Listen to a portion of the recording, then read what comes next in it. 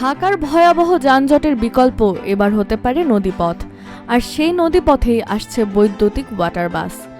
সরকার ঢাকার চারপাশে ১১০ কিলোমিটার নৌপথে এই সেবা চালুর উদ্যোগ নিয়েছে।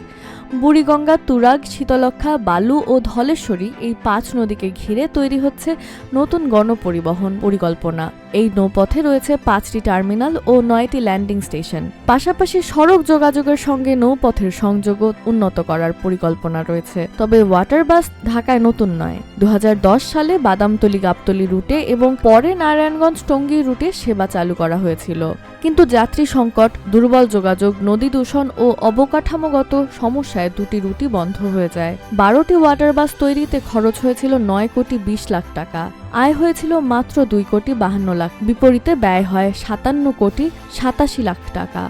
এবার তাই শুধু নৌযান নামানো নয়, নাব্যতা, আধুনিক ল্যান্ডিং স্টেশন, সড়ক সংযোগ, নদী দূষণ নিয়ন্ত্রণ এবং যাত্রী নিরাপত্তাকেও গুরুত্ব দেওয়া হচ্ছে। সফল হলে ঢাকার নদীপথ হয়ে উঠতে পারে দ্রুত, পরিবেশ বান্ধব এবং যানজট মুক্ত গণপরিবহনের নতুন অধ্যায়।